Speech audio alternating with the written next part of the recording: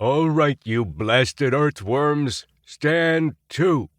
3 frightened cadet candidates for Space Academy stiffened their backs and stood at rigid attention as Astro faced them, a furious scowl on his rugged features.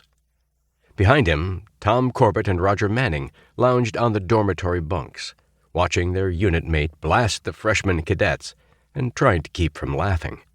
It wasn't long ago that they had gone through the terrifying experience of being hazed by stern upperclassmen, and they knew how the 3 pink-cheeked boys in front of them felt.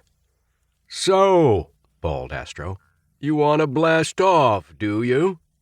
Neither of the 3 boys answered. "Speak when you're spoken to, mister," snapped Roger at the boy in the middle. "Answer the question," barked Tom, finding it difficult to maintain his role of stern disciplinarian. Yes, sir," finally came a mumbled reply. "What's your name? And don't say sir to me," roared Astro. "Coghlan, sir," gulped the boy. "Don't say sir." "Yes, sir, okay," stuttered Coghlan. "And don't say okay either," Roger chimed in. "Yes, all right, but fine." The boy's face was flushed with desperation. Astro stepped forward, his chin jutting out. "For your information," he bawled, "the correct manner of address is very well." "Very well," stammered Coghlan. Astro shook his head and turned back to Tom and Roger. "Have you ever seen a greater display of audacity and sheer gall?" he demanded. "The nerve of these 3 infants assuming that they could ever become space cadets." Tom and Roger laughed, not at the 3 earthworms, but at Astro's sudden eloquence.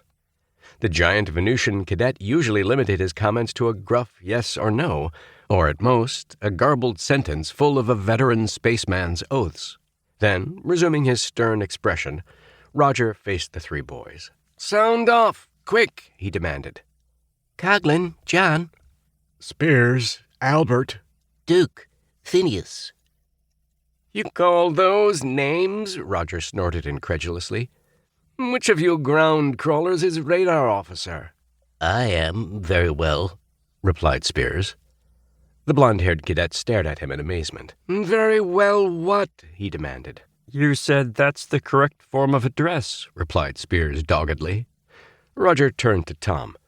"Well, thump my rockets," he exclaimed. "I didn't know they made them that dumb anymore." "Who is the command cadet?" asked Tom, suppressing a grin. "I am, very well," replied Duke. "How fast is fast?" "Fast is as fast must be without being either supersonic or turgid. Fast is necessarily that amount of speed that will not be the most nor the least, yet will be sufficient unto the demands of fast." Duke quoted directly from the Earthworm Manual, a book that was not prescribed learning in the Academy, but woe unto the Earthworm who did not know it by heart when questioned by a cadet upperclassman. "What is a blip on a radar, mister?" demanded Roger of Spears. "A blip is never a slip. It is constant with the eye of the beholder, and constant with the constant that is always—" Spears faltered, his face flushing with embarrassment.